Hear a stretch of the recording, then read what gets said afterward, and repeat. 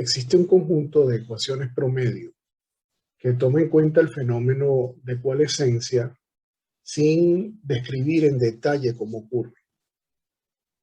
En ello solamente se toma en cuenta la frecuencia de la coalescencia. De una manera similar a como en el pasado, cuando describimos cómo varía la turbidez con respecto al tiempo, para una emulsión tomábamos en cuenta que la coalescencia ocurría formando gotas más grandes. Una de las primeras teorías que toma en cuenta el fenómeno de coalescencia fue formulada por Van den Tempel, basado en las ecuaciones de Smoluchowski para floculación irreversible. Recuerden que en el caso de la coalescencia, la floculación es una etapa anterior necesaria. Las gotas deben acercarse antes de que el líquido que está entre ellas drene y puedan coalescer. Entonces, de acuerdo a la teoría de Smoluchowski, el número de agregados de todos los tamaños varía con respecto al tiempo según esta ecuación sencilla, inversamente proporcional al tiempo. Pero esta ecuación incluye dentro de los agregados las partículas que son singletes, es decir, las partículas primarias que no han floculado. Sin embargo, Smoluchowski también formuló o logró deducir cuál era el número de partículas singletes a cada tiempo. Entonces, si le restamos al número de agregados totales el número de agregados que corresponde a los singletes, si hacemos la diferencia, obtenemos el número de agregados propiamente dicho que tiene esta expresión.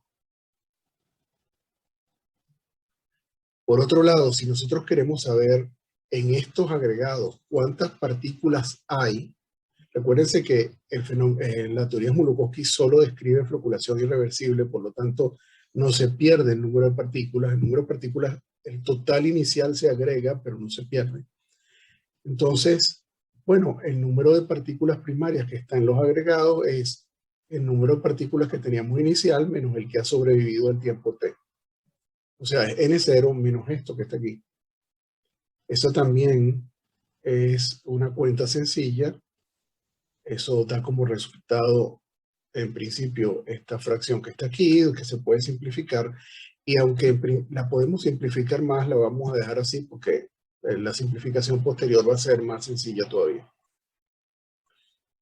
Entonces, fíjense que si yo quisiera sacar el número de partículas promedio por agregado, ahora tengo el número de agregados que no son singletes y tengo el número de partículas dentro de esos agregados. Entonces simplemente divido ese número de partículas entre el número de agregados que acabo de deducir. Eso, aquí se eliminan los denominadores, me da esto se puede simplificar, y si yo elimino un n0 de arriba con un n0 de abajo, me doy cuenta que queda una cuenta sencilla donde a n0t puede también simplificarse y me queda 2 más a n0t. En estas ecuaciones, como ustedes habrán notado de esta primera expresión, la a que utilizó Van den Tempel se refiere a la constante de floculación. Esta es la constante de floculación n0t. Es importante eso porque si bien en esta teoría a es la constante de floculación, en posteriores láminas yo estoy tomando en las ecuaciones de las referencias originales y A va a tener el significado usual de radio de partículas.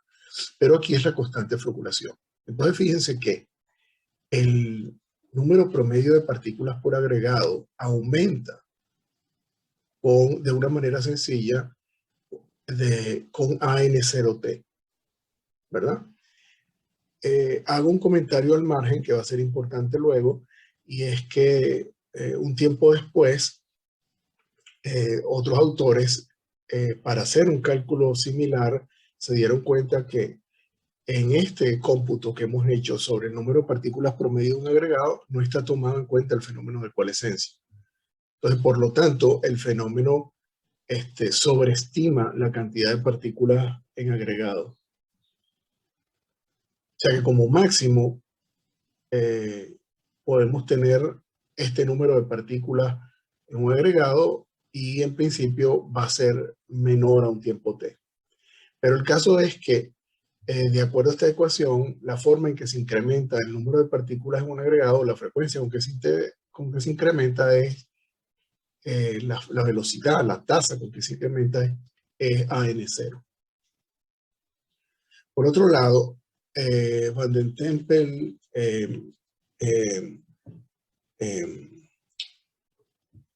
establece que en múltiples observaciones, cuando ocurre floculación y coalescencia en sistemas que son diluidos, lo que se observa al final es una gota más grande, eh, rodeada de una o dos gotas más pequeñas.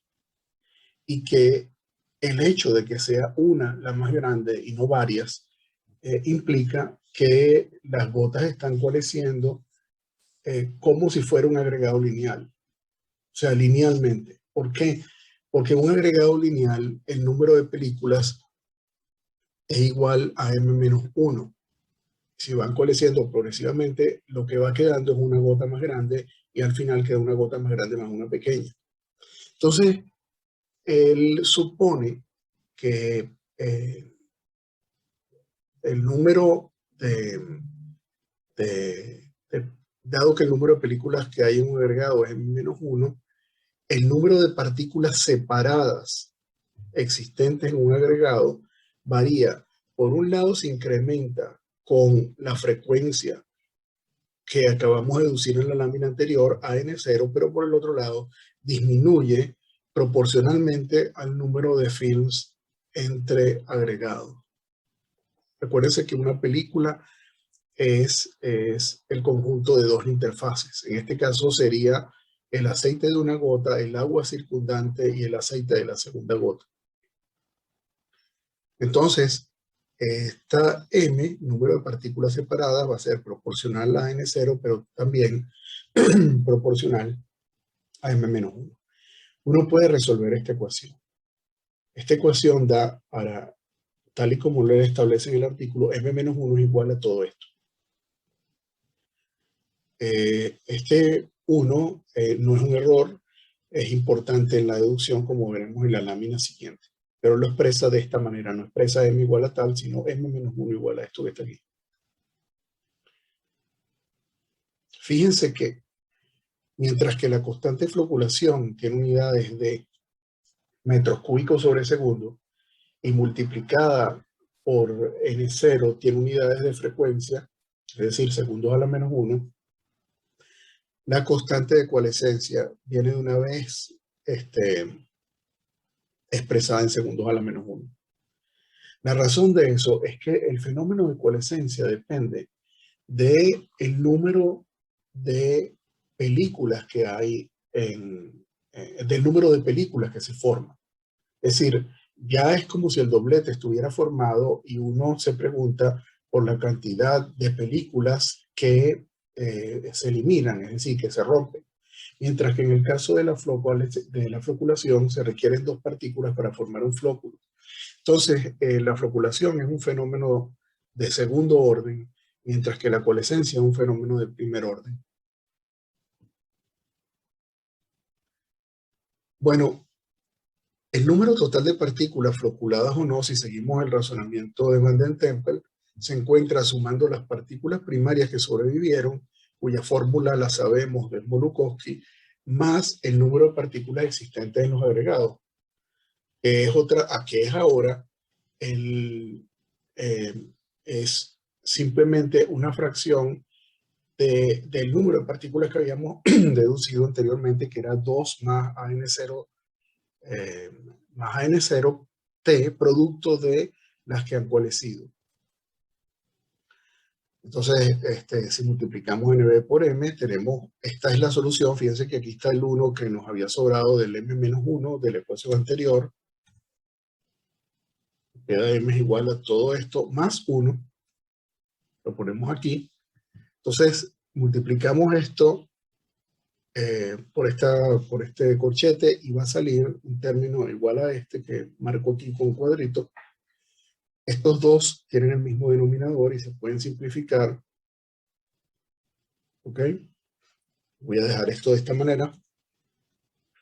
Y entonces obtenemos una ecuación que tiene como primer término un término igual a la variación del número de agregados con respecto al tiempo y más un término adicional. Fíjense que si la velocidad de coalescencia fuera infinita, es decir, si las partículas coalescen apenas se agreguen, entonces los agregados que vamos a tener al final, el número total de agregados va a ser igual al número de partículas. Es por eso que obtenemos esta expresión. Si K es infinito, esto se va a cero, esto se va a cero, esto se va a cero, la multiplicación del corchete por esto da cero, y nos sobrevive un término igual al que había deducido Minkowski para el número de agregados. Por otra parte, si no existiese coalescencia y nosotros teníamos originalmente N0 partículas, y dado que las partículas solo pueden agregarse, al final deben haber N0 partículas también. Eso no parece evidente esta fórmula, pero si uno expande el exponencial como 1 menos kt aquí, vean que al multiplicar 1 por esta fracción que está aquí, nos da esta misma fracción, pero con sentido opuesto, con signo opuesto. Eso se va. Por otro lado queda el valor de 1. Y si ahora tengo menos kt, voy a tener por un lado menos kt y por el otro lado esta K que se elimina con esta K, y voy a tener un término menos AN0T. El término de K, si K tiende a 0, se va, y por lo tanto me queda 1 más AN0T, que multiplicado por esto me quita un término de este denominador, y me queda abajo, me quedan los dos denominadores iguales, y fíjense que arriba me queda N0 más AN0 cuadrado T. Si yo saco N0 como factor común, me queda N0 por 1 más AN0T, eso se va con esto, y ahí pueden ver que lo que uno obtiene en K igual a 0 es N0 tal y como debería ser. Bueno, dependiendo de cómo es el cociente entre el término de floculación, entre la frecuencia de floculación y la frecuencia de coalescencia, esas ecuaciones pueden simplificarse. Y lo que hizo Van den Tempel fue deducir varios casos para el caso de una emulsión floculante, es decir, donde la floculación es el término dominante. Entonces se pueden deducir fórmulas sencillas. Fíjense que si ustedes pudieran evaluar el número de partículas existentes en una emulsión en un tiempo t, la constante de coalescencia se deduce por el ajuste con la curva teórica. El problema es que obtener el número de partículas con respecto al tiempo es algo complicado. Normalmente en una emulsión tratamos de un sistema que es polidisperso de partida, y por lo tanto el número de gotas de diferente tamaño que tenemos es muy grande, y cuando esas gotas se agregan viene el problema de que la mayoría de las determinaciones ópticas no distinguen entre un agregado de un cierto número de partículas y una sola partícula que tenga el mismo radio hidrodinámico que ese agregado. Es decir, el radio equivalente a el volumen de todas las partículas que forman el agregado. Entonces no se puede saber en principio cuántas partículas hay. Pero si uno puede, y de hecho ellos hicieron algo parecido, más adelante veremos cómo se hizo, si uno en principio supone que el radio promedio de las partículas es el mismo, como supuso originalmente Smoluchowski cuando dedujo su teoría de agregación irreversible, eventualmente puede relacionarse la velocidad de clarificación de una emulsión con la constante de coalescencia. Bueno, así como se tiene este caso, si se tiene el caso contrario, en el caso de que la coalescencia es mucho más rápida que la floculación. Ya habíamos dicho que uno obtiene la misma expresión que obtuvo Smoluchowski para el número de agregados. Y hay otros casos que tienen que ver con que simplemente la coalescencia sea pequeña o sea grande, y también hay ecuaciones sencillas. Bueno, Borguancar, por otro lado, como les dije, corrigió el problema del cálculo de número de partículas por agregado, tomando en cuenta las que coalescían. Desafortunadamente, en la expresión que dedujo, el número de film por gota es un parámetro. Es muy difícil calcular. Fíjense que si yo tengo una gota, si yo tengo 3 gotas y las gotas se agregan de manera lineal, el número de films entre las gotas, de películas entre las gotas, es -1, es 2. Pero si las 3 forman un triángulo, es 3. Si a medida que voy teniendo agregados más grandes, si los agregados son compactos, el número de film es muy distinto a M-1. Y del número de film depende el número de eventos de coalescencia. Entonces eso va a determinar la frecuencia de coalescencia. Piense también que a pesar de que la ecuación parece muy complicada, en realidad es algo que es muy fácil de programar en Excel, porque depende de estas constantes H y G. Y H y G dependen de la frecuencia de floculación, o sea, de la constante, perdón, de la constante de coalescencia y de la constante de floculación. N0 es un parámetro que es el número de gotas por unidad de volumen, y P, otra vez, que es el número de film, es otro parámetro en el cual como mínimo hay que darle el valor de M-1. Entonces aquí se ve para emulsiones de aceite de soya en agua, como en principio esta expresión ajusta bastante bien los datos.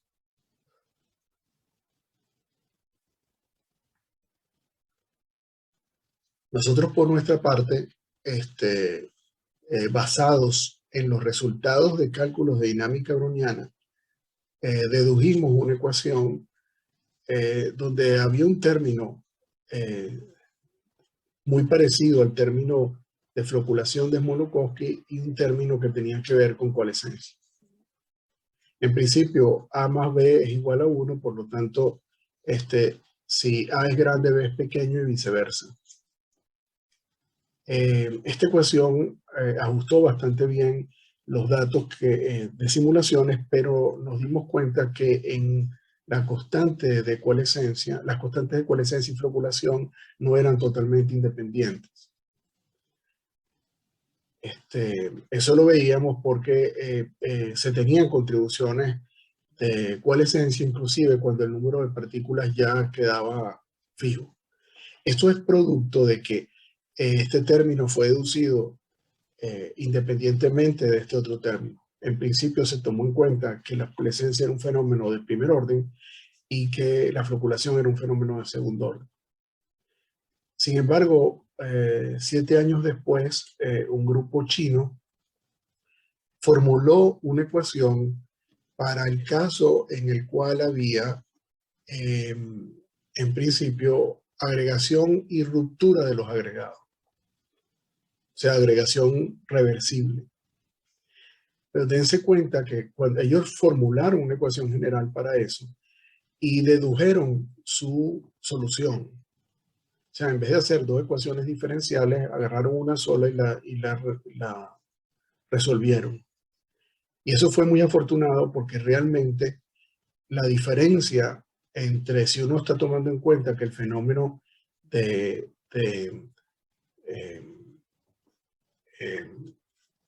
coalescencia es de primer orden y va a formar 2 partículas, realmente lo único que diferencia esta ecuación del caso de la coalescencia es el signo del término de coalescencia.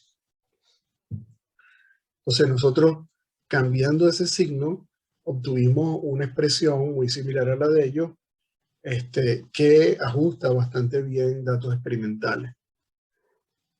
Aquí, por ejemplo, muestro casos de la tesis de Karen para ver cómo En el paper del 2005 ustedes pueden ver cómo se ajustan los datos de las simulaciones, pero estos son datos experimentales en emulsiones que tienen una gran cantidad de sal. Y esas emulsiones, es difícil que a una emulsión tan inestable se le ajuste un modelo teórico. Sin embargo, ven cómo la curva, la línea continua que obedece a la ecuación anterior, ajusta muy bien los datos. Bueno, razonablemente bien los datos. También la densidad de puntos en estas emulsiones no es muy grande. Bueno, finalmente, en lo que se refiere a ecuaciones promedio, menciono que Danov hizo un balance de masa similar al hecho por Smoluchowski, pero para tomar en cuenta floculación, coalescencia e inclusive la exclusión de partículas, porque, por ejemplo, que puede ocurrir producto de la sedimentación. Fíjense que si hay unas partículas que salen del sistema, esas partículas no siguen floculando y coalesciendo. Entonces, hay que sacarlas del balance de masa, porque es un término de sumidero, por así decirlo. Pero básicamente, lo que tomaron en cuenta estos autores búlgaros no solo fue la floculación de partículas singletes, si eran originalmente singletes, sino que la coalescencia podía dar origen a partículas o a gotas de diferente tamaño. Y las clasificaron de acuerdo a su volumen. Entonces, por supuesto, las ecuaciones que se logran cuando uno hace unas cuentas tan complicadas son ecuaciones que tienen que resolverse numéricamente en la mayoría de los casos.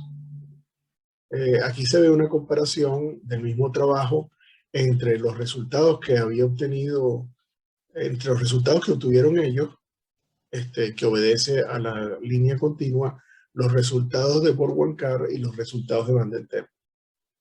Entonces se ve que los resultados de Van der Tempel difieren en todos los casos de los de Danov y Borg-Wankar, pero dependiendo del caso, los de Danov son suficientemente buenos y hay algunos en los cuales, en principio, se supone que el término de Danov es distinto al de Borg-Wankar.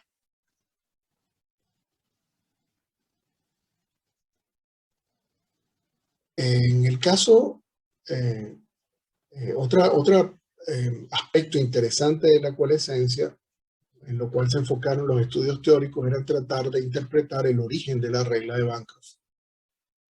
Como dijimos en una clase anterior, la regla de Bancroft establece que la fase externa de una emulsión es aquella en la cual el surfactante está disuelto. Entonces, una de las primeras explicaciones de la regla de Bancroft la dio Davis en un paper del 57 presentado en un congreso. Sin embargo, este paper que yo estuve tentado a quitar en esta presentación porque otra vez sigue siendo un artículo bastante viejo. Sin embargo, las ideas y lo que dedujo me parece de tal trascendencia que me parece importante que ustedes lo conozcan.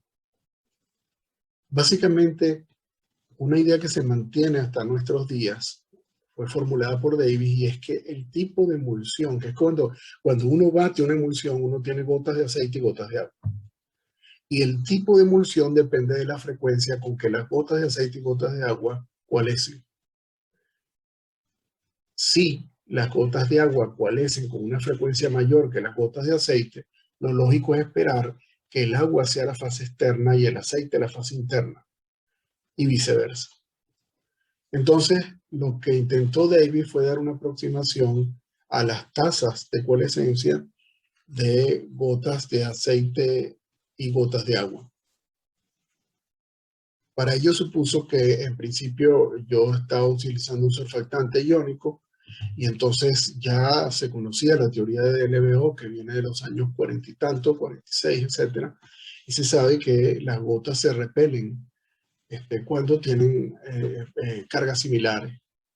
Entonces, lo primero que que dedujo Davis era que en principio para que existiese la coalescencia uno debería sobrepasar la barrera electrostática repulsiva generada por los grupos absorbidos iónicos. ¿Ok? Esa barrera, si uno trabajaba las unidades de manera conveniente y utilizaba unidades de calorías por mol y aquí de milivoltios para el potencial electrostático, es básicamente el exponencial de este término que está aquí. De acuerdo a Davis, el factor preexponencial es el que contiene o debería contener los términos hidrodinámicos que tenían que ver con el acercamiento de las gotas. Y con esta corrección, digamos, a la tasa de acercamiento viene por el potencial repulsivo entre ellas que hace que sea menor que lo predicho por las ecuaciones de movimiento hidrodinámico. Por otro lado, pueden haber también una consecuencia de tener estos grupos cargados es que van a haber moléculas que los solvatan. Y como para que ocurra el fenómeno de coalescencia es necesario que el líquido entre las gotas drene, hay que salir de esas moléculas que solvatan. Entonces, incluyó en el cálculo que los grupos que eran solvatados contribuían con esa energía de solvatación a que o dificultaban la coalescencia con su energía de solvatación. Y esa energía de solvatación básicamente podía calcularse en base a lo que era la energía de un puente de hidrógeno, que era básicamente 4000 calorías. Este tita que está aquí es la fracción de área ocupada. Entonces, por supuesto, dependía de cuánto surfactante había en la superficie, tanto la carga que tenía la gota como el número de grupos hidratados. En principio, si yo tenía una molécula de agua hidratando cada grupo polar, esto me da una energía de 4000, esto me da una energía de 4000 por gota, en cada gota, y si estos grupos lograba salir, yo iba a liberar 8000 calorías, pero por el otro lado ellas iban a establecer un puente de hidrógeno entre ellas.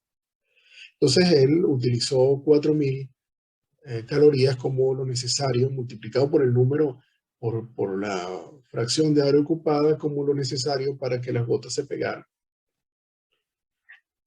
Bueno, entonces la tasa en principio, en el caso de un surfactante polar, la tasa en que coalescen 2 gotas de aceite va a depender otra vez, el potencial electrostático y del número de grupos hidratados.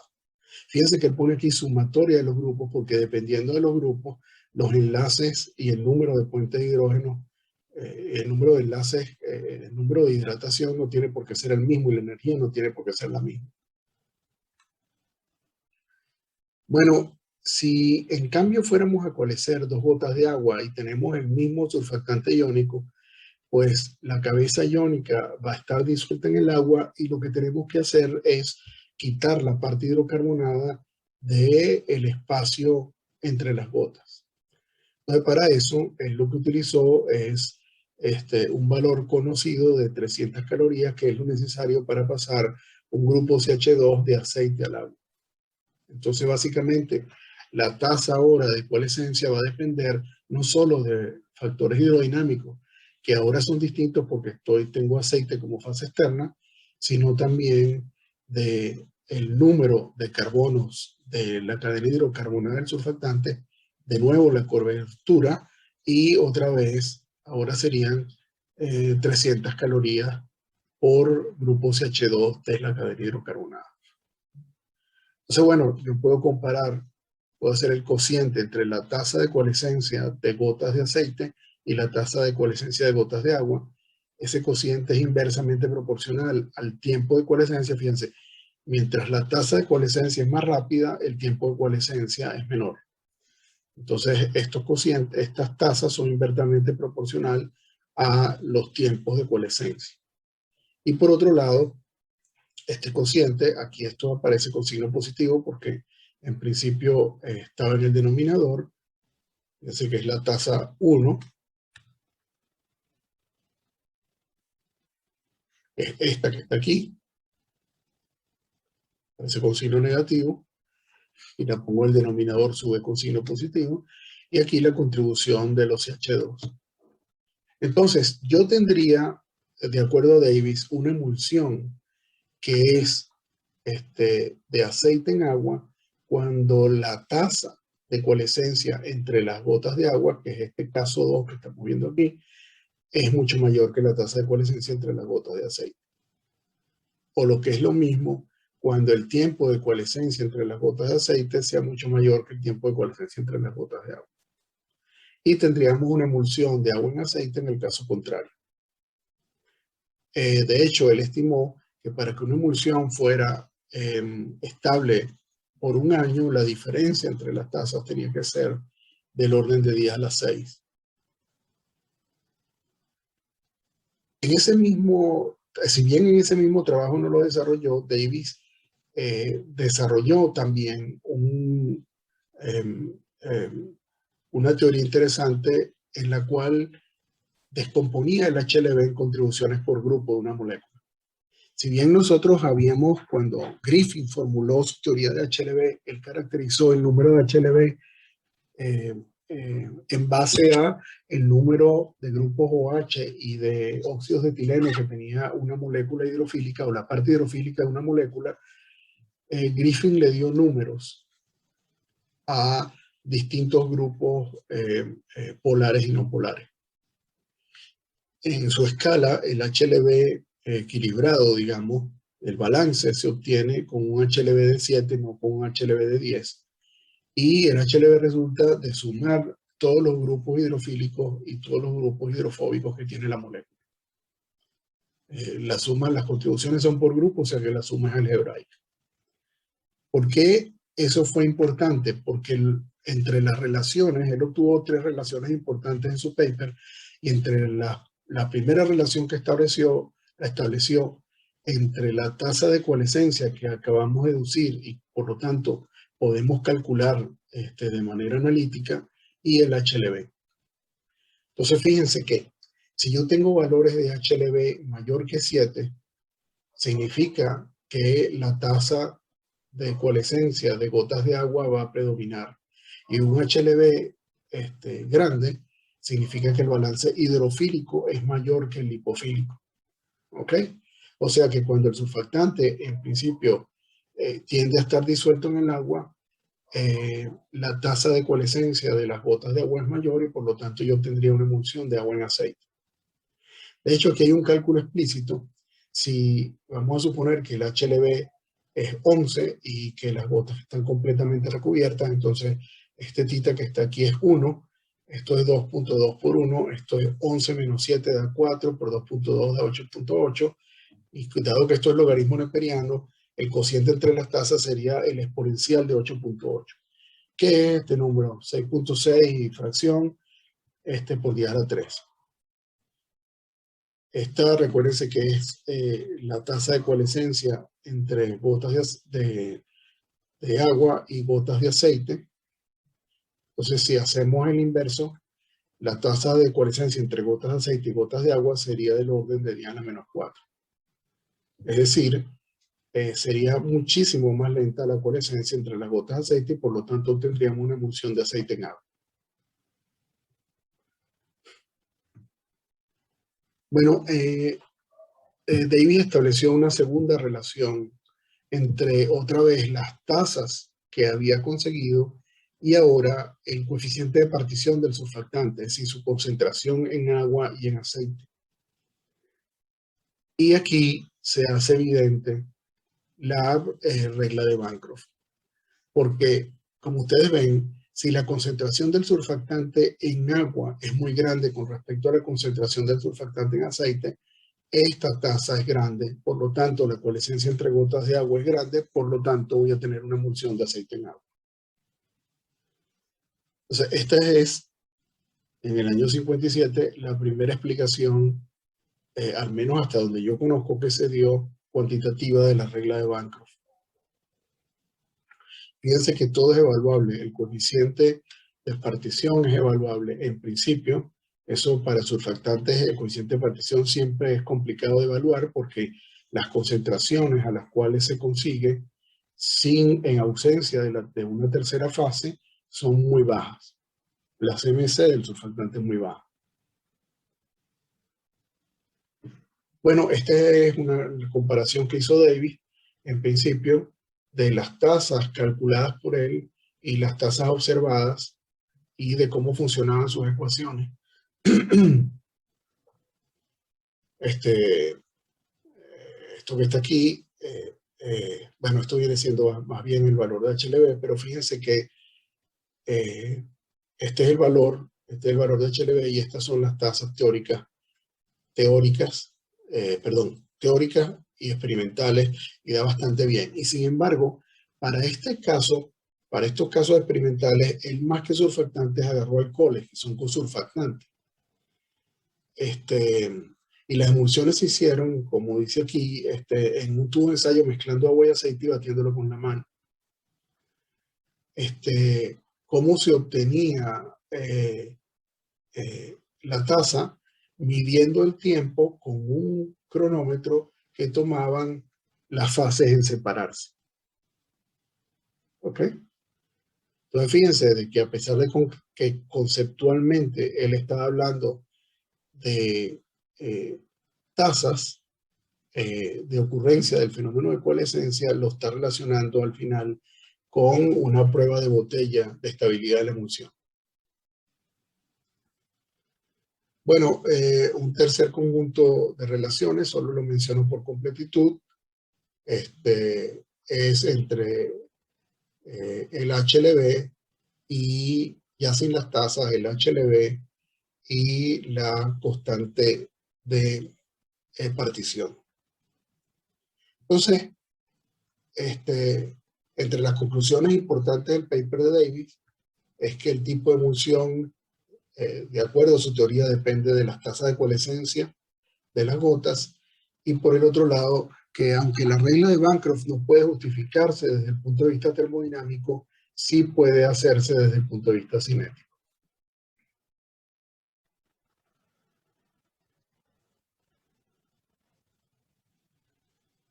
Bueno, un problema de esa explicación es que está hecha para gotas no deformables. Es decir, está hecha para gotas que se mantienen esféricas hasta que coalescen.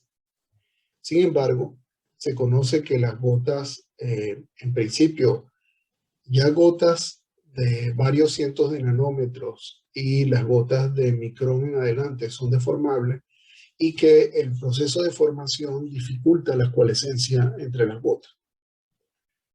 Entonces, por ejemplo, aquí vemos, esto creo que lo habíamos mencionado en una clase anterior, pero esto es un experimento en el cual se deja caer una gota de un líquido orgánico sobre su homofase. Y este experimento tiene la particularidad que esa homofase se hace vibrar, es decir, se mueve hacia arriba y hacia abajo de una manera periódica. Entonces, dado que la gota al chocar con su homofase tiene una capa de aceite, tiene una capa de aire que tiene que desplazar, cuando se usa una frecuencia adecuada de la oscilación, puede lograrse que la gota indefinidamente esté saltando sobre su homofase sin coalescer.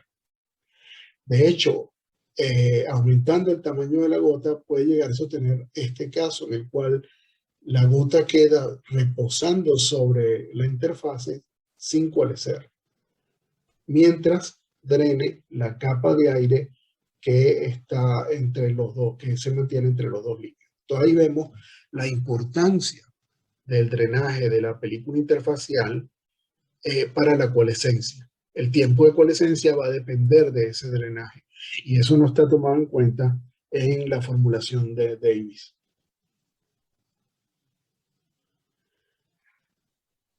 Normalmente, si no existiesen fuerzas de interacción repulsivas entre las gotas, de acuerdo a la hidrodinámica, las gotas, inclusive bajo deformación, deberían unirse de manera espontánea. La razón es que si ustedes suponen que se forma una película plano-paralela entre las dos gotas en la zona de contacto, la diferencia de presión entre la parte esférica de la gota y la parte circundante viene dada por la ecuación de Laplace, que nos dice que P2 menos P1 es 2 veces la tensión sobre el radio de la gota. Eso significa que P2 es mayor que P1.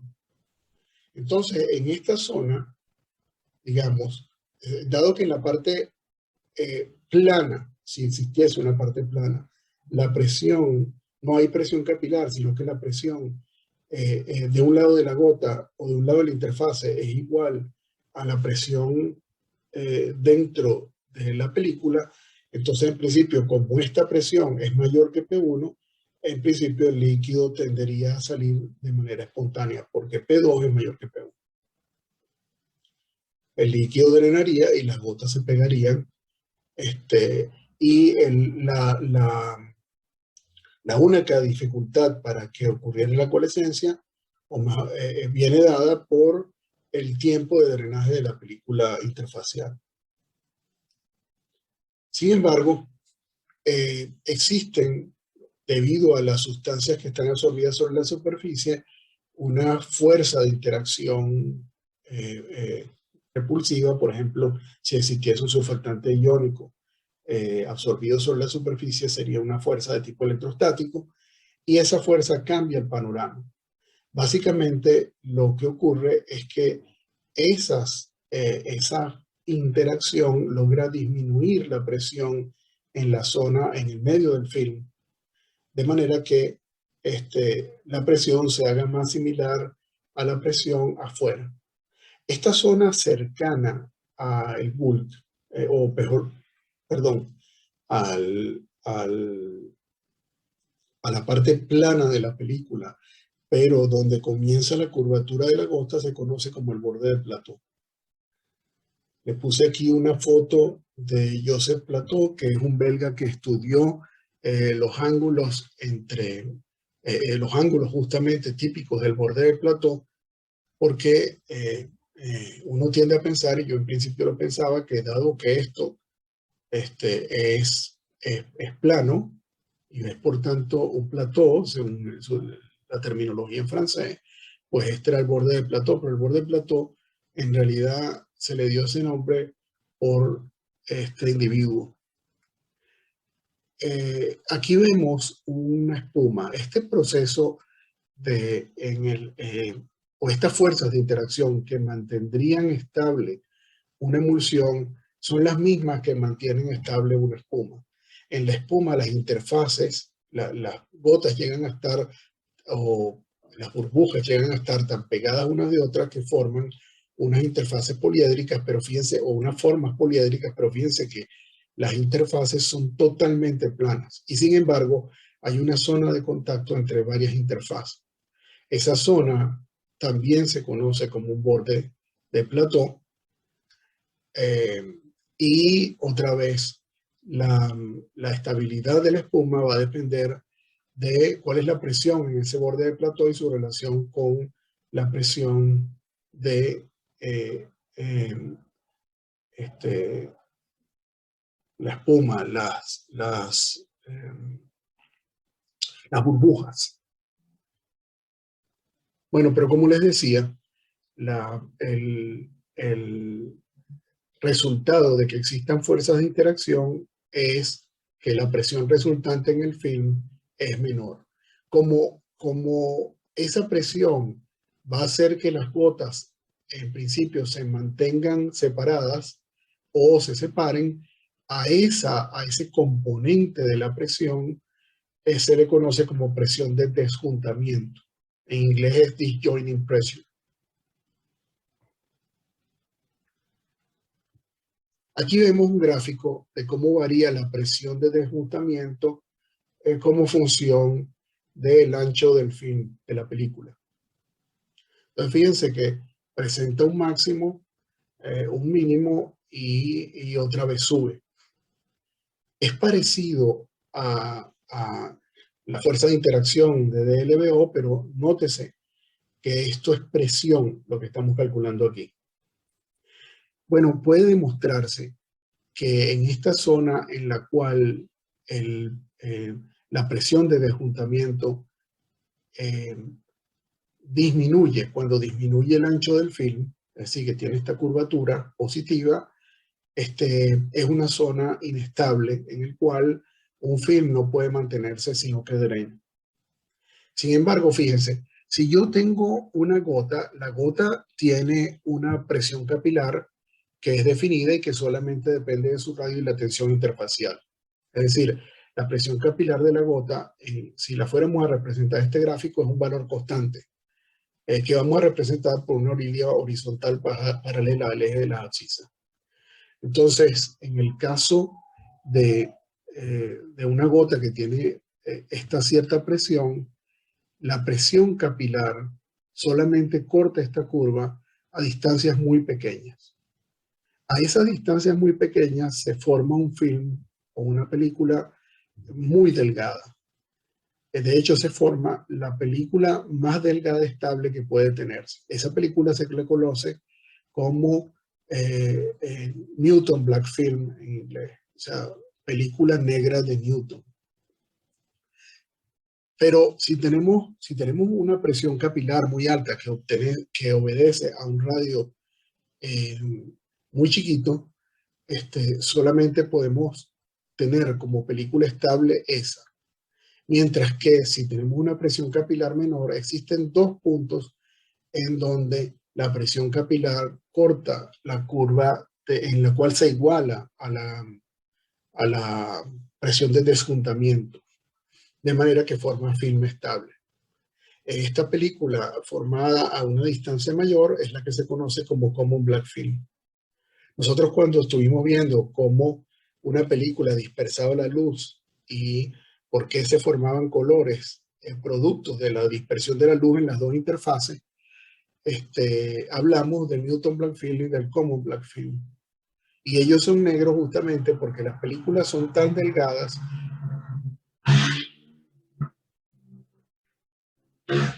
que la interferencia entre la luz reflejada de la primera interfase y la luz reflejada de la segunda interfase es destructiva, dado que la diferencia de camino entre las dos interfaces es muy pequeña, producto de que la película es muy delgada. Entonces, ¿qué nos ilustra este gráfico? Que el proceso de coalescencia, en principio, debido a las fuerzas de interacción que ocurren entre la superficie de las gotas, puede o no llevar a la coalescencia. Si la gota,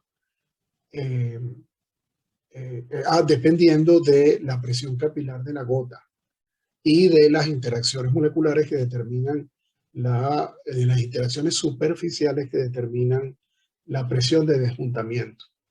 Es decir, a medida que dos gotas se van acercando, ellas en principio se deforman, en algún momento forman una película plano paralela, y ahora el futuro de la floculación y la coalescencia va a depender de la estabilidad de la película plano paralela, que a la vez depende de la presión de las gotas, que a la vez depende del radio de las gotas. Entonces, van a haber casos en donde puede formarse una película delgada, estable, a una distancia muy pequeña o incluso a distancias mayores, y ese sistema mantenerse estable por mucho tiempo porque porque la presión del film se igualó a la presión del borde del plató.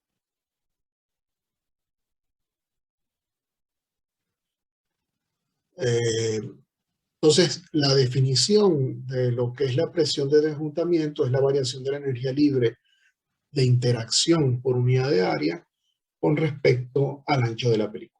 Eso es lo que se conoce como pi mayúscula, presión de desjuntamiento. Y la condición de estabilidad sería que la presión de desjuntamiento sea igual a la presión capilar, que es la diferencia de presión que teníamos al principio. Es decir, si de acuerdo a la ecuación de Laplace, P2 menos P1, que es delta P, es 2 gamma sobre R, eso lo llamamos presión capilar. Si la presión pi que obtenemos es del orden de la presión capilar, vamos a poder lograr que el film sea estable. Y otra vez aquí enfatizamos la zona en la cual el film no es estable. Entonces tiene que cumplirse no solo que pi sea igual a la presión capilar, sino que la variación de la presión de desjuntamiento con respecto al ancho de la película sea menor que cero.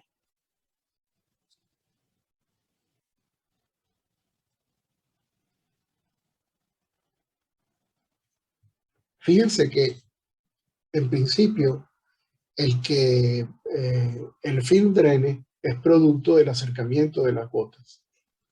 Aquí se tienen algunas expresiones típicas de la velocidad de acercamiento entre gotas. Si una gota se mueve sola en un líquido sin perturbación de otras gotas y el líquido no tiene, digamos infinito en el sentido de que no tiene eh, paredes cercanas, la velocidad de difusión de la gota es lo que se conoce como la velocidad de Stokes. Recuérdense que esta ecuación les parece familiar porque aquí tenemos la velocidad de difusión de la gota es igual a la fuerza externa que actúa sobre la gota sobre 6pi eta A. La fuerza, en principio, si se aplica una fuerza sobre una esfera o sobre una partícula que se mueve a través del líquido, ella va a experimentar, como vimos cuando repasamos movimiento browniano, va a experimentar un roce que es proporcional a su velocidad. Y esa constante de proporcionalidad es el coeficiente de fricción, que aquí llamamos alfa, y también hemos llamado en clases anteriores F cursiva.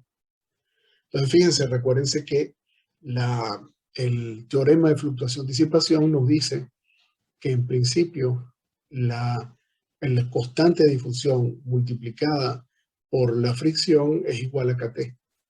¿Ok? Lo que el líquido le da a la gota en movimiento browniano, la energía térmica que le proporciona la gota es la misma que le quita a través del roce.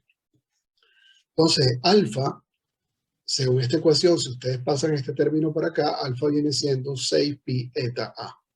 ¿Ok? Y otra vez, si yo quisiera definir la constante de difusión, la constante de difusión es kT sobre alfa, kT sobre 6pi eta A, que es la típica constante de difusión de Stokes que ya hemos visto. Sin embargo, si yo tengo dos gotas que tienen interacción hidrodinámica entre ellos, es decir,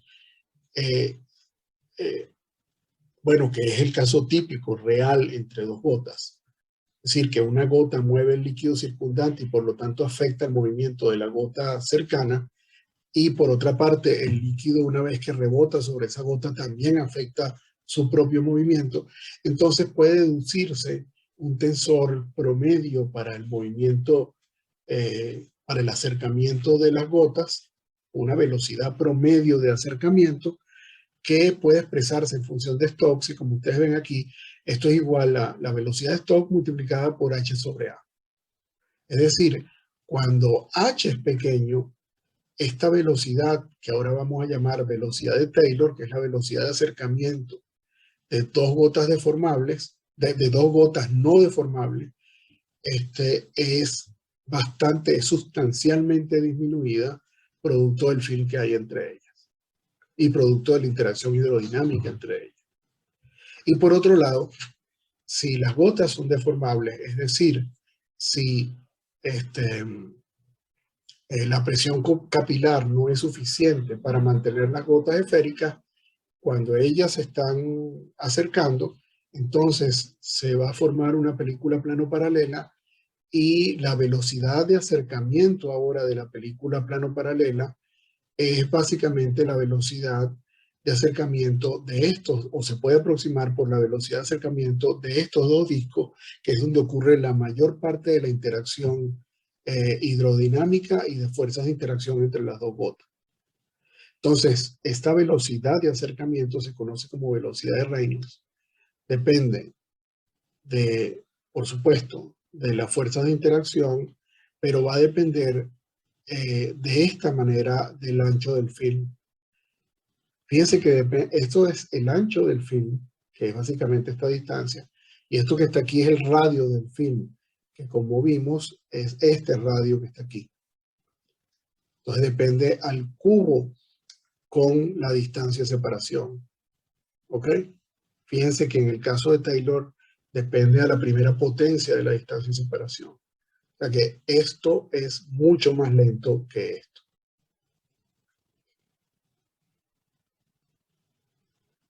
Esos conceptos son importantes cuando analizamos teorías sobre la regla de Bancroft para gotas deformables. Teorías que fueron formuladas en un tiempo muy posterior. Recuérdense que, pues de nuevo, el paper de Davis es del 57 y esta teoría de Ivanov, por ejemplo, es del año 97. Bueno, ¿qué es lo que comparó Ivanov? Ivanov compró la idea de que efectivamente la fase externa viene determinada por la tasa de coalescencia de gotas de agua y de gotas de aceite. Pero lo que él comparó, más que independientemente que fueran aceite o agua las fases, él comparó los casos en que el surfactante era mayoritariamente disuelto, en este caso en la fase externa, o contra el caso en el que el surfactante era disuelto en la fase interna. Y se preguntó cuál es la velocidad de drenaje de la película. O sea, esto para gotas deformables, obviamente, ¿no? ¿Cuál es la velocidad de drenaje de la película en este caso? Y cómo se compara esa velocidad de drenaje con la velocidad de drenaje de la película cuando el surfactante está disuelto en la fase interna.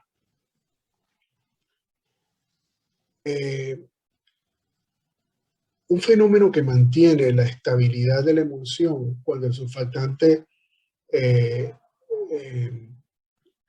debido a la absorción de surfactantes es que en principio cuando una gota se deforma, si la gota originalmente tiene una cantidad de surfactante absorbido, digamos, hay una cantidad de surfactante por unidad de área absorbido, cuando la gota se deforma, pasa de ser esférica para formar la película plano paralela, su área aumenta. Y dado que su área aumenta en la zona de contacto, el área por molécula de surfactante es mayor que en el resto.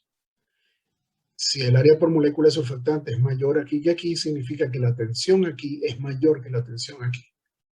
Ese gradiente de tensión hace que las moléculas de surfactante migren de la parte donde hay más moléculas a la parte donde hay menos moléculas a fin de disminuir el gradiente. Entonces, dado que las moléculas de surfactante en principio tienen moléculas de agua que las están hidratando, especialmente en el caso de surfactantes iónicos, fíjense que cuando se va acercando la película plano paralela, o cuando se forma la película plano paralela, en principio aquí hay menos moléculas y aquí hay más moléculas, pero si ahora estas moléculas migran hacia adentro, intentando eliminar el gradiente de tensión interfacial, ellas se van a llevar consigo el agua que las está solvatando. Y esa agua que la solvata va a intentar entrar y eso va contrario al drenaje de la película interfacial. Es decir, mientras que el agua al principio o la fase externa estaría drenando hacia afuera, ellas se están moviendo hacia adentro. Este efecto de movimiento de surfactante a nivel superficial se conoce como Gibbs-Marangoni.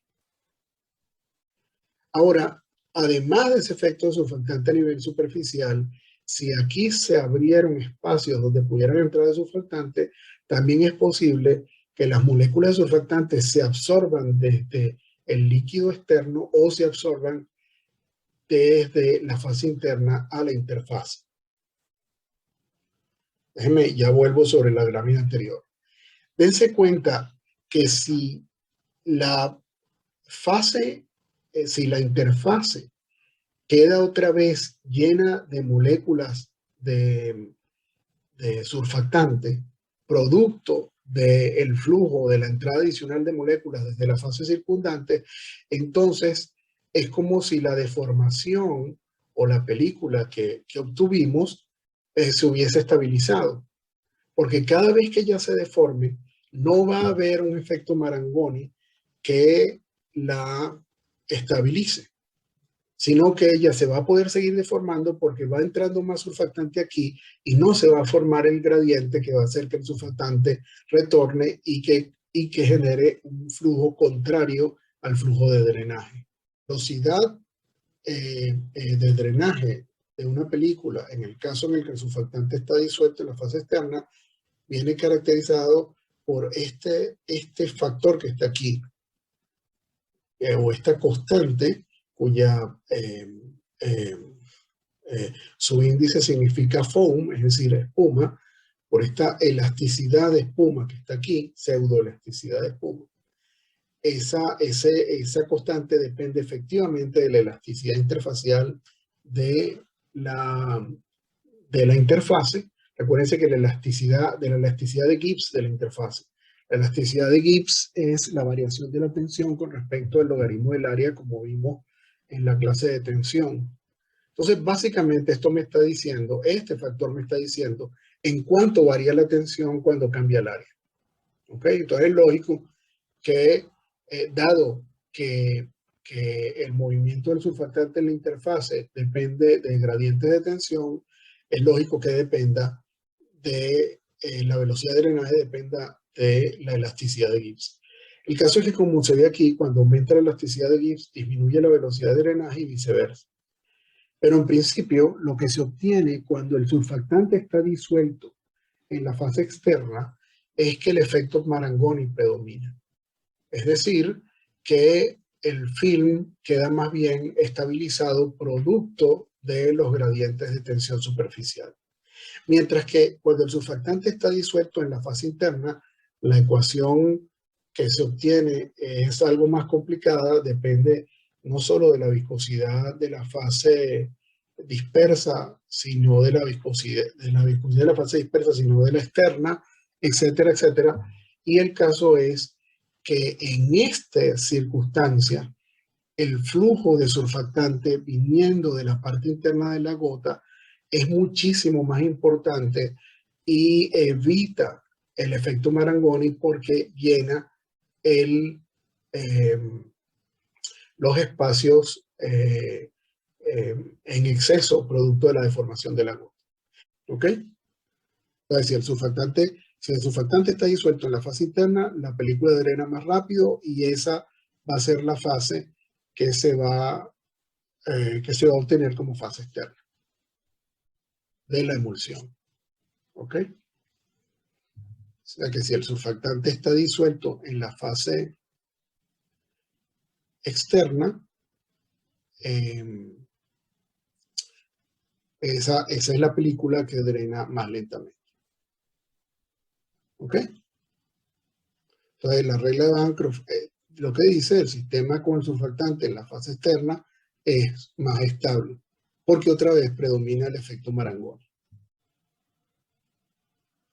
Bueno, una moraleja de esos estudios es que si yo quiero desestabilizar una emulsión, dado que yo sé ahora que el drenaje de moléculas es más rápido desde la fase interna a la fase externa, el desemulsificante que agregue debo añadirlo en la fase interna de la emulsión, ¿ok? No en la fase externa.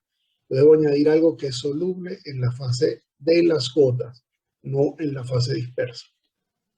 Entonces, eso él se va a absorber más rápido a la superficie y va a hacer que va a evitar que se produzcan los gradientes de tensión que estabilizan por Gibbs-Marangoni el sistema.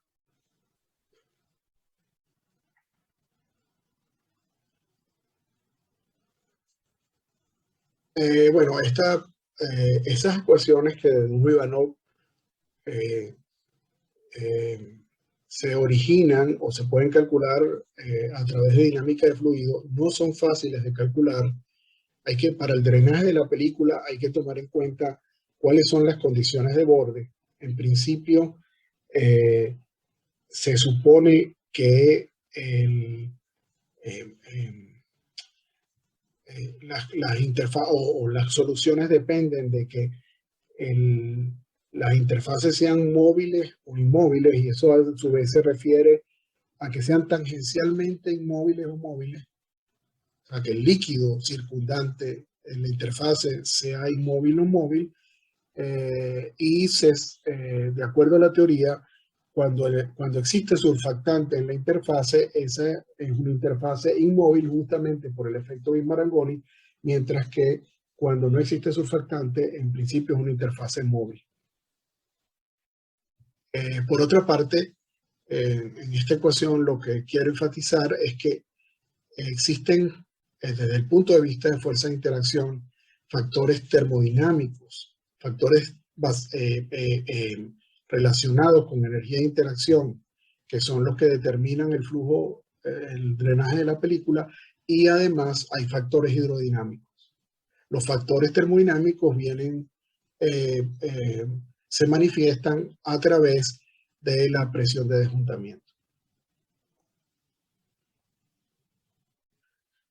Bueno, Ivanov fue más allá y extendió su tratamiento de gotas deformables para gotas no deformables. En este caso, otra vez, la tasa cuando el surfactante está disuelto en la fase interna versus cuando el surfactante está disuelto en la externa, depende del radio de la película o del radio promedio entre las dos gotas y de una distancia crítica de ruptura de la película. Fíjense que las películas, para terminar el argumento, es inversamente proporcional a esa distancia crítica de ruptura. Como esta distancia crítica de ruptura es muy pequeña, este cociente es muy grande y otra vez B2 es mucho mayor que B1. La tasa de coalescencia de las gotas cuando el surfactante está en la fase interna es mayor que cuando está en la fase externa, y entonces esto se aplica ya al caso de Taylor, o sea, de dos gotas que se acercan hasta coalescer sin deformarse.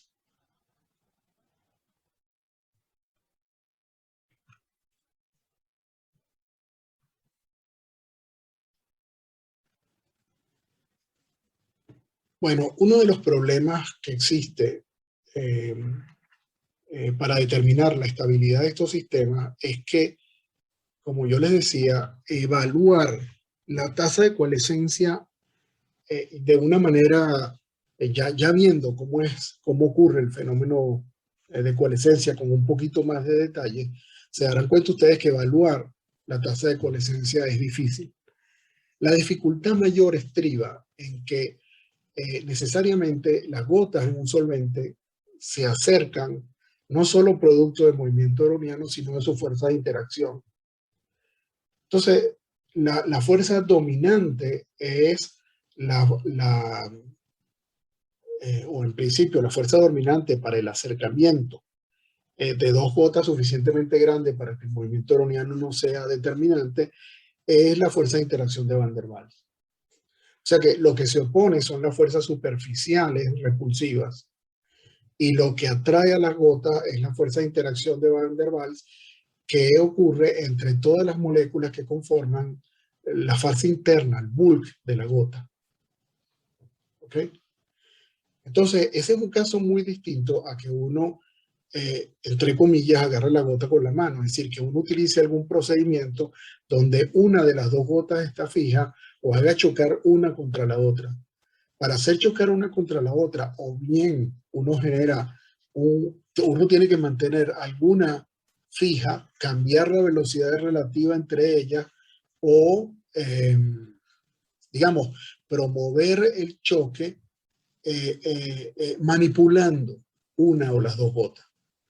En cambio, esa fuerza externa que nosotros metemos para manipular la gota es distinta al caso y genera perturbaciones en nuestra interpretación de cómo sería la coalescencia en el caso en que esa fuerza externa no existe.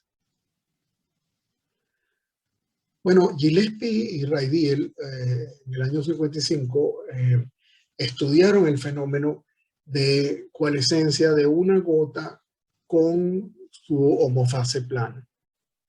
En este caso, por ejemplo, una gota de agua es lanzada en el seno de una fase aceite y esa gota por densidad va a migrar hasta una fase agua que se encuentra en la parte inferior de un embudo de separación.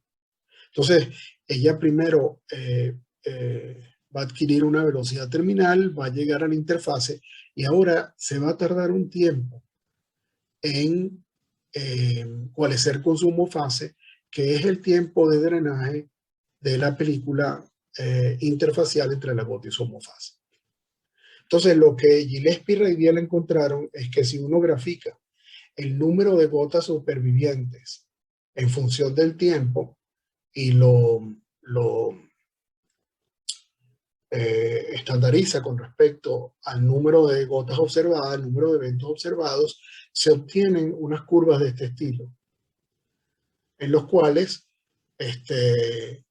bueno, el número de gotas que sobrevive disminuye con el tiempo, pero la curva, en este caso, está graficada para 3 radios promedios de gota distintos, evidencia que incluso para un mismo radio de gota promedio, los tiempos de coalescencia son distintos.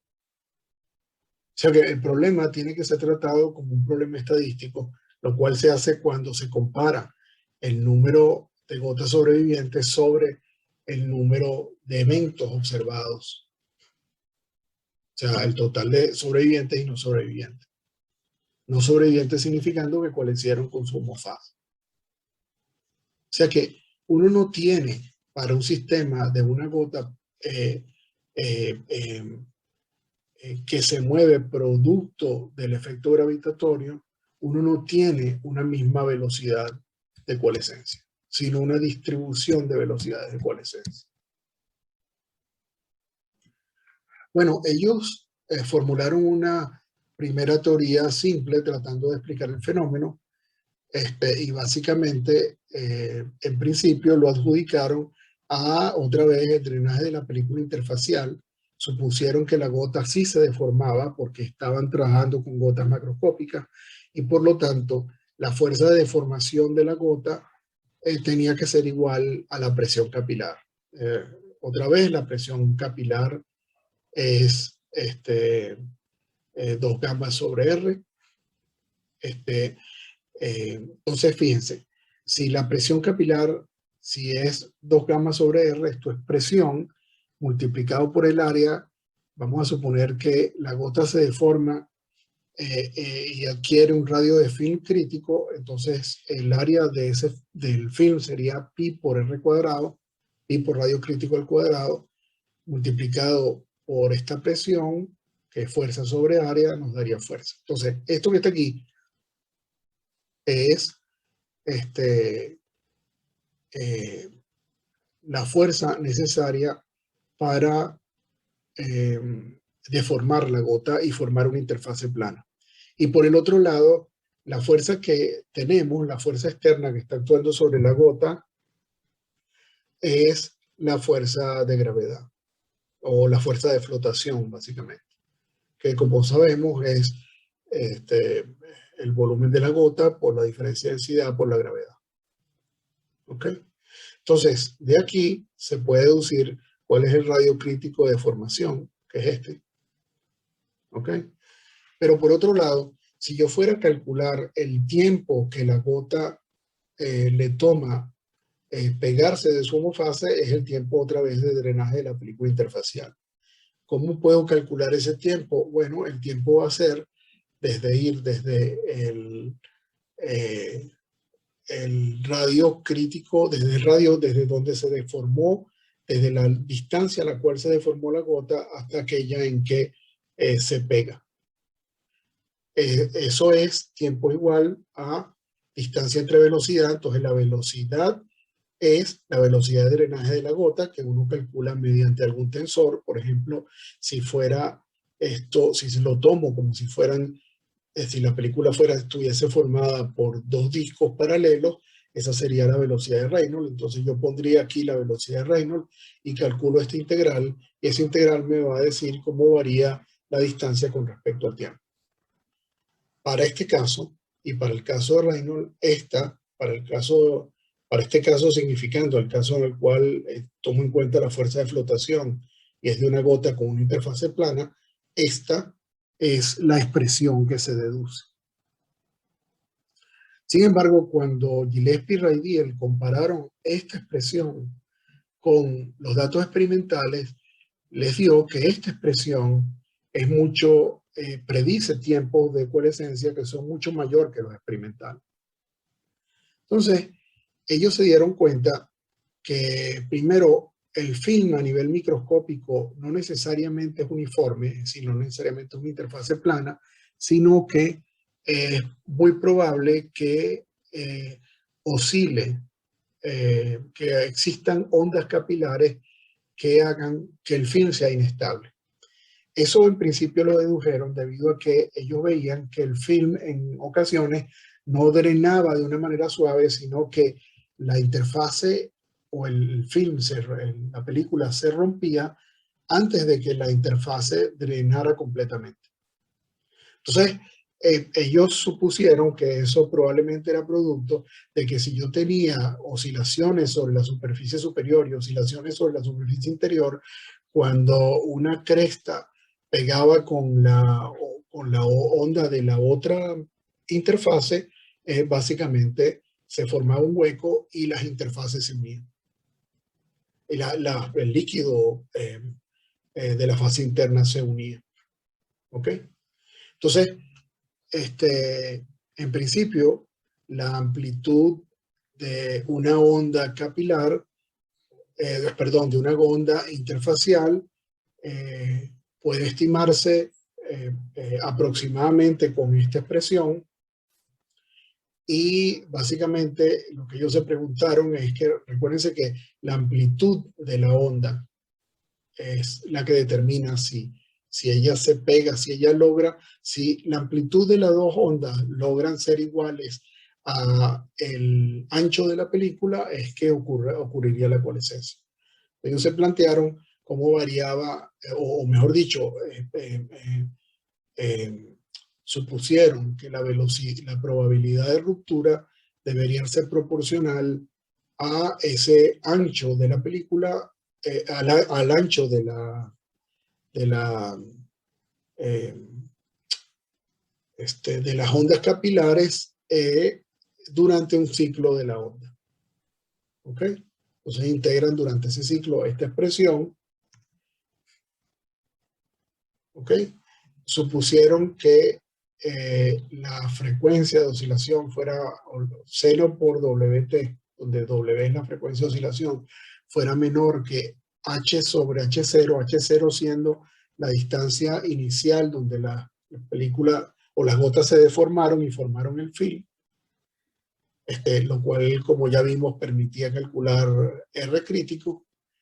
Y luego, en la expresión que dedujeron, incorporaron lo que habían obtenido anteriormente de el drenaje de la película, suponiendo que el drenaje fuera ocurriera de manera suave.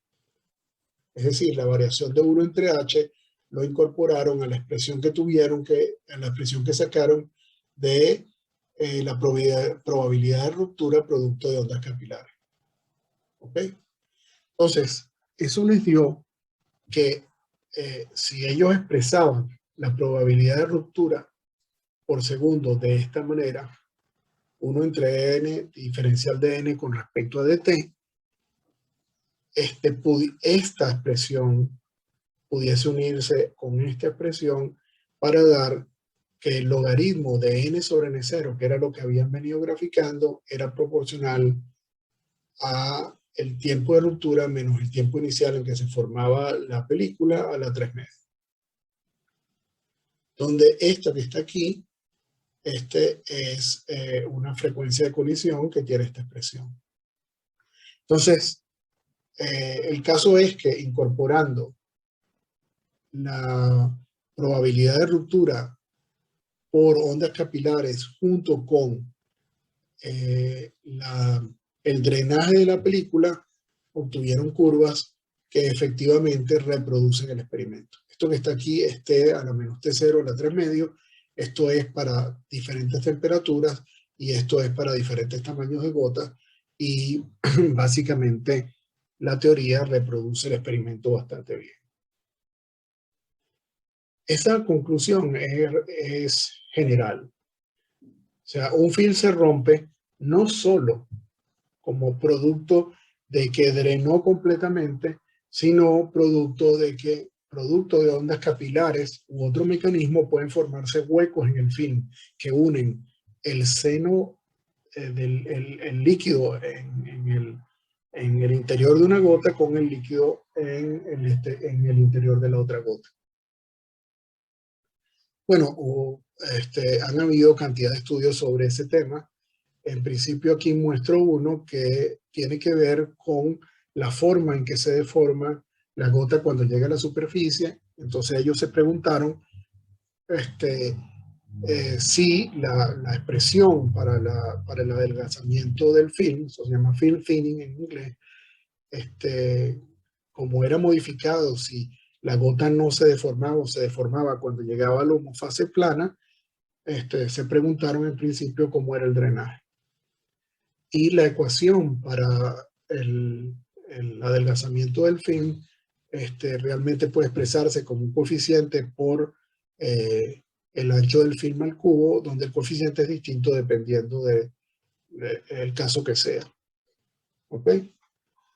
Ellos observaron que para unas gotas que eran bastante grandes, fíjense que estos son 850 micrones, es una gota de casi 1 milímetro. Para esas gotas grandes existen desviaciones de la teoría contra el experimento. Y sin embargo hay casos donde se reproduce más o menos bien y compararon los diferentes sistemas. En este momento no recuerdo cuál fue el que les dio más de estas 4 opciones, cuál fue el que les dio más acertado.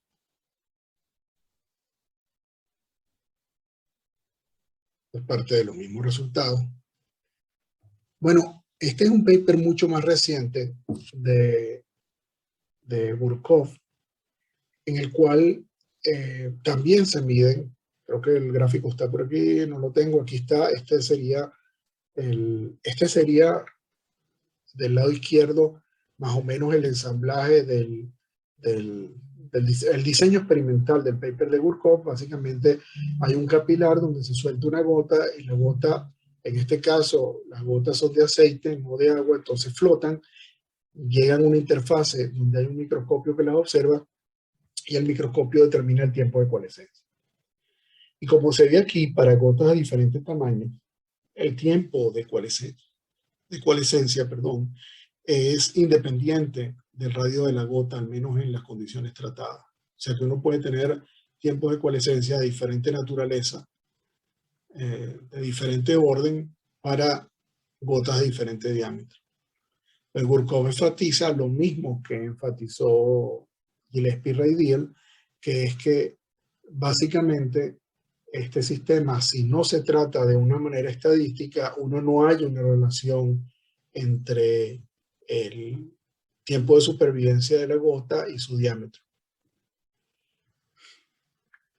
Ellos en este caso propusieron más que la expresión anterior más elaborada de Gillespie y Radiel, propusieron una expansión en serie y otra vez calcularon, que llaman ellos tratamiento estadístico, calcular otra vez el número de gotas supervivientes a cada tiempo sobre el número de gotas total. Aquí está otra vez el tiempo cero, es el tiempo en que la gota llega a la interfase, y el tiempo en el cual ocurre y el tiempo propiamente dicho. Entonces, este es el número de gotas que coalescen a cada tiempo, el número de gotas totales, y aquí lo ven. Estos son los resultados de Gillespie y Radiel. Fíjense que para esta ecuación, que es bastante más simple, igual se ajustan los datos de ellos. Y por otro lado, para sistemas más complejos, en donde más que un surfactante se utilizaban proteínas para estabilizar, también se logró una buena relación cuadrática. ¿Ok? Entonces, en estos casos,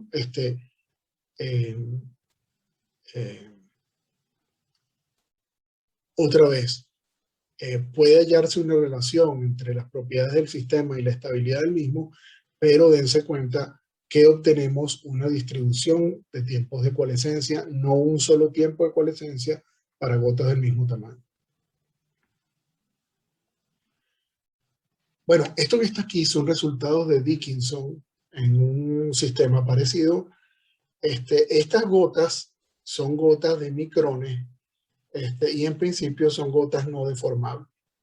Y estos fueron los resultados que obtuvo Dickinson. Nosotros hicimos simulaciones para el caso tanto de gotas deformables como no deformables. En las simulaciones de nosotros, en principio, en dinámica browniana, son entre gotas. Entonces, lo que hicimos fue suponer que una de las gotas, o asumir que una de las gotas era bastante más grande que la otra y por lo tanto representaba una interfase plana. Esta es una suposición que normalmente hacen los físicos, que es que si una esfera es suficientemente grande, si el radio de la esfera es suficientemente grande, es el equivalente a una interfase plana. Es como cuando analizamos por qué nosotros vemos la Tierra como una superficie plana. En principio porque su radio de curvatura es extremadamente grande.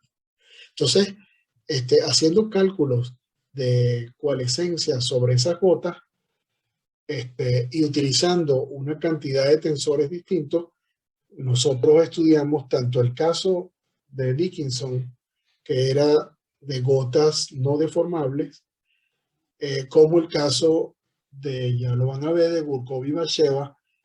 La data de Gurkov nos las mandó y pudimos comparar nuestras simulaciones con los experimentos de ellos.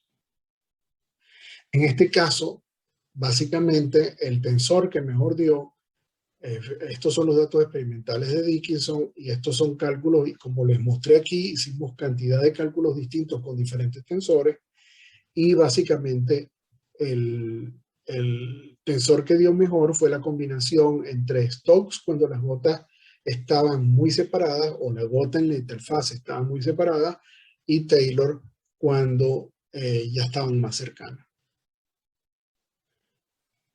Por otra parte, Batsheva y Gurkov también presentaron una serie de experimentos, pero ahora para gotas grandes. En esos casos, en el caso de las gotas grandes, era inevitable la deformación y en el caso de las gotas pequeñas, se suponía que las gotas, o uno supone que las gotas deberían aproximarse con la velocidad de Taylor. Ellos analíticamente dedujeron cómo debería variar el tiempo con el tiempo de drenaje de la película para el caso en el cual utilizaban un tensor de Taylor y para el cual utilizaban una velocidad de drenaje de Reynolds. ¿Okay? Nosotros hicimos cálculos similares a los anteriores con una serie de tensores, utilizando otra vez dinámica browniana. Aquí les muestro, fíjense, una cosa importante. Para que se den cuenta de la dificultad de estos cálculos, cuando uno cambia el tensor, cambia esta constante de difusión aquí. La fuerza no es problema porque la fuerza está en la fuerza de interacción que ya uno tiene metida en el programa y adicionalmente está la fuerza de flotación que tiene que meterla y es una fuerza externa. Pero el tensor aquí cambia. Pero además, estas fuerzas de interacción en principio dependen de la forma de las gotas. Las fuerzas tienen una forma cuando las gotas son esféricas y otras cuando no lo son. Esta, por ejemplo, es la fuerza de Van der Waals entre dos gotas esféricas y esta es la fuerza de Van der Waals entre dos gotas deformables. Perdón, esta es la fuerza, no, este es el potencial de interacción. Estos son los potenciales de interacción. Para sacar la fuerza yo tengo que derivar los potenciales con respecto a la distancia entre las gotas. Entonces ya aquí ven que hay una segunda complicación. ¿Ok? Primero hay que calcular esto, que gracias a Dios en este caso lo habían calculado el grupo búlgaro, pero además hay que derivarlo y incluirlo en el programa. Y por el otro lado, cuando hay gotas deformables, aparecen dos energías adicionales que tienen que ser tomadas en cuenta en la simulación. Una de las energías tiene que ver con que, dado que el área por gota varió, existe un componente gamma de A que hay que tomar en cuenta. Y otra de las energías adicionales tienen que ver con que si la gota tenía una cierta curvatura, el tener ahora un cambio de curvatura en una de las zonas origina una energía de dobladura o curvatura adicional. Esto es producto de que el surfactante no tiene la curvatura espontánea que él quería tener y por lo tanto hay una energía acumulada que tiene que ver con la curvatura. Entonces, si ustedes encima cambian la curvatura, pues más distinta es el radio de curvatura espontáneo que el radio que ahora tiene la gota. Entonces, esos dos potenciales hacen que el potencial ahora de entre dos gotas tenga esta forma cuando se grafica con respecto a la distancia entre los centros de las gotas. Es bastante distinto a la de dos gotas no deformables.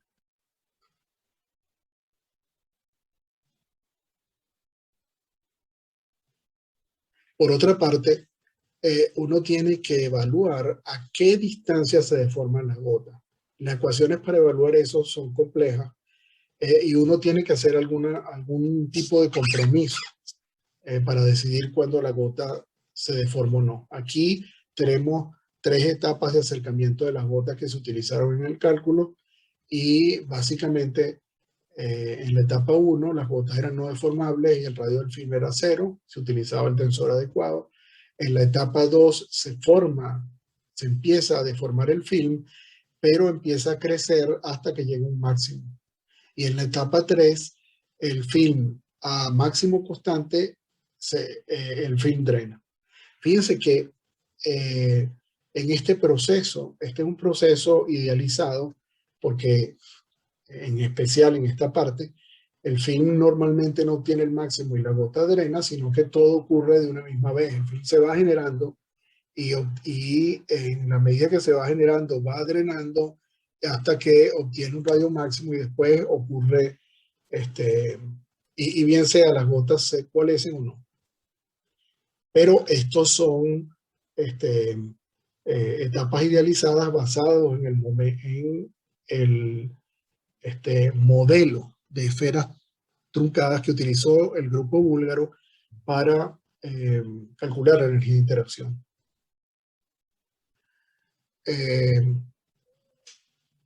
Bueno, aquí hay algún detalle que podemos obviar, que depende de a qué distancia se empieza a deformar la gota, y para eso utilizamos alguna relación o un ajuste de una relación de energía libre que había obtenido justamente el grupo búlgaro. Y fíjense que ese ajuste ya tiene dificultades porque al menos como mínimo esa distancia de interacción depende del radio de la gota y de la tensión de la gota, que como sabemos son factores que determinan la presión capilar. ¿Ok? Aquí les ilustro una muestra de los tensores utilizados. En principio, como yo les decía en una clase anterior, en el tratamiento de dinámica browniana de manera convencional, el coeficiente de difusión está unido a el movimiento aleatorio de forma analítica. ¿Ok? Sin embargo, nosotros logramos esa separación utilizando un procedimiento conveniente que calcula cómo varía el coeficiente de difusión cuando existe una cierta fracción de volumen de gotas alrededor de una gota, de cada gota. Entonces, viendo cuál es la fracción de volumen, utilizamos una expresión que ya había sido comprobada experimentalmente para calcular el coeficiente de difusión, y cuando la gota estaba muy cerca una de otra, utilizamos una expresión de Honig, que es básicamente una expresión tipo Taylor para calcular diferencias en el tensor de difusión. Cuando en cambio uno tiene gotas deformables, además de este esquema hay que añadirle un esquema de deformación a distancias muy pequeñas que cambia el tensor completamente. Con todo esto les ilustro que estos son cálculos bastante complicados. Bueno, estos son los resultados que publicó Gurkov y Bacheva. Estos son los datos experimentales y estas curvas son calculadas con las expresiones que ellos dedujeron de manera analítica para el tiempo de drenaje de la película y que mostré anteriormente. Y estos son, la curva son los cálculos que nosotros hicimos con dinámica browniana y los mismos datos de Gurkov y Bacheva. Y en este caso, básicamente lo que se demostró es que nosotros podíamos reproducir esa curva si en esta zona utilizábamos un tensor de Taylor. En este caso utilizábamos una ecuación particular de gotas deformables y en este caso una ecuación, cuando digo ecuación que tiene que ver con flotación, no quiero decir que es que en este caso tomamos el fenómeno de flotación en cuenta y en estos casos no, en los tres se toma en cuenta, pero aquí la forma de calcular la deformación particular tuvo que ver con la forma en que la gota se deforma cuando se acerca a una interfase plana. Es decir, para gotas pequeñas hay gotas pequeñas deformables y para gotas grandes no, deformables también hay se utilizan ecuaciones que son brevemente distintas. Bueno, finalmente les muestro unos estudios muy interesantes que tienen que ver también con el acercamiento de gotas a una interfase y que fueron hechos por un grupo hindú. El grupo hindú básicamente sugiere que cuando una gota pega de una interfase, si la gota es macroscópica, la gota no solo, si bien tiene que drenar el líquido interfacial para pegarse de su homofase, la gota no solo permanece allí, no solo se acerca y permanece allí hasta que ese líquido drene, hasta que la película drene, sino que además ejecuta un movimiento oscilatorio producto de que tiene una energía cinética adicional. O sea que la gota rebota de la interfase, como se ve en esta filmación, antes de reposar y pegarse. Y ellos elaboraron una teoría de cuál es el tiempo necesario para que la gota coalesca, que depende de cómo se mueve el surfactante cuando la gota pega de la interfase. Y es que en principio, esto que está aquí es la posición de la gota con el tiempo y se ve la oscilación. Y básicamente lo que ellos suponen es que cuando la gota se está pegando, aparta el surfactante que está en el centro entre la gota y la interfase con la cual está coalesciendo, y ese surfactante migra hacia los bordes del plató. Y dado que migra hacia los bordes del plató, se genera una repulsión fuerte justamente en esos bordes, y es esa la repulsión que evita que la gota coalesca. Entonces, bueno, generaron una ecuación para calcular la frecuencia de colisión, de la frecuencia de coalescencia de las gotas. Otra vez existe una distribución, esto que está aquí es tiempo, por así decirlo, de residencia, de descanso de la gota en la interfase, y como ustedes ven, existe toda una distribución de tiempos antes de la coalescencia. Lo interesante es que después de que ellos dedujeron esta teoría, donde casi todos los parámetros están, una teoría muy bien soportada sobre cómo las gotas se mueven en la interfase, ellos empezaron a estudiar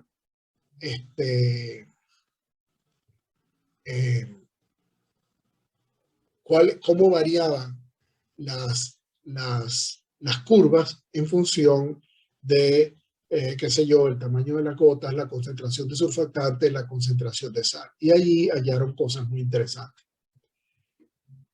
Antes de mostrar esos resultados, les muestro que nosotros hicimos unos cálculos similares a los anteriormente mostrados de gotas contra una interfase plana. en los cuales también demostramos que es crucial la absorción de surfactante para determinar cuál es el tiempo de residencia de la gota en la interfase. Fíjense que normalmente, déjenme volver al diagrama, al esquema experimental.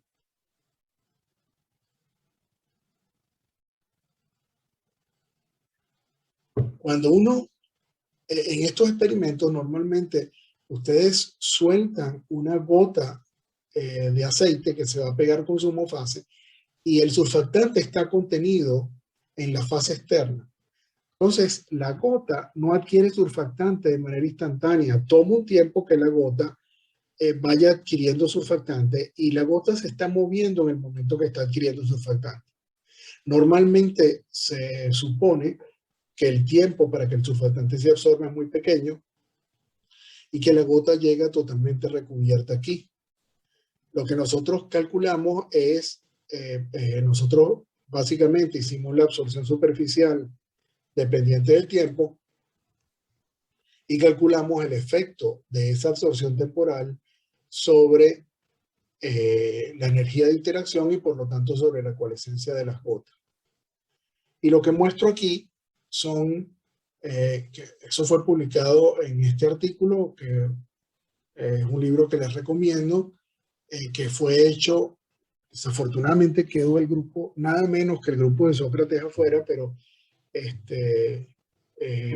y fue por un error involuntario, pero en principio este libro está hecho con investigaciones de casi todos los grupos venezolanos de coloides interfase. O los grupos, no casi todos, los grupos más relevantes de coloides interfase en el país al año 2012. Bueno, esto que ven es cómo puede variar el ancho de la película con el tiempo, de acuerdo a diferentes coeficientes de difusión del surfactante. Y cuando ven curvas que se cortan en un cierto momento, es que en ese momento está ocurriendo la coalescencia. Entonces, hay veces que el ancho disminuye hasta cero de una manera suave, hay veces que la gota rebota y sin embargo rebotando ocurrió la coalescencia, hay veces en que rebota y adquiere una cierta distancia promedio y la coalescencia ocurrió después o no ocurrió. Pero lo que más me interesa mostrarles es que estas son las curvas de la probabilidad de que la gota sobreviva, y fíjense que las curvas, que se obtienen curvas parecidas a las curvas de Gauss-Joubert, y por el otro lado, cuando uno calcula la probabilidad de supervivencia en vez de la de coalescencia, obtiene curvas como las de, en algunos casos, fíjense, eso depende de la constante de difusión, obtiene curvas parecidas a la de Gillespie-Radiel. Pero volviendo, bueno, aquí se muestra, estos son más resultados, básicamente se muestra el tiempo de coalescencia en función de la constante aparente de difusión. Aquí tendría yo que caer en algún detalle que prefiero obviar, pero la constante de difusión aparente es aquella que resulta de suponer que independientemente de las fuerzas de interacción, el proceso de absorción es un proceso de absorción controlado por difusión, tal y como fue descrito por Ward y Torday. Bueno, volviendo al experimento de Gauss-Joubert, aquí vemos cómo varían las curvas de tiempo de coalescencia cuando la cantidad de surfactante se va incrementando progresivamente. Pues aquí tenemos 100 ppm de 50 ppm de surfactante, 100 ppm, 300, 500 y 1000. Y ocurre lo que uno espera. Mientras más surfactante tengo, más se estabiliza la película interfacial producto de las fuerzas de interacción entre las interfaces de la película y por lo tanto la curva se mueve hacia la derecha. Pero lo que fue bien curioso encontrar es qué pasaba cuando a una misma concentración de surfactante se varía la cantidad de sal. Entonces fíjense que Si yo parto de una curva que no tiene sal y agrego sal al sistema a concentración de surfactante constante, lo primero que obtengo son tiempos de coalescencia mayores. ¿Qué quiere decir eso? Sistema más estable.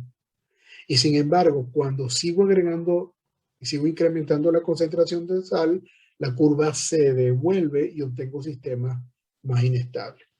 Esta es una prueba muy fuerte de que lo que ocurre al principio cuando uno agrega sal es que uno está haciendo lo que se conoce como salting out, es decir, uno está sacando el surfactante de la fase acuosa e incrementando la absorción de surfactantes sobre las interfaces, y sin embargo, una vez que la interfaz está completamente saturada, el incrementar la concentración de sal lo que hace es apantallar la fuerza electrostática y por lo tanto promover la coalescencia.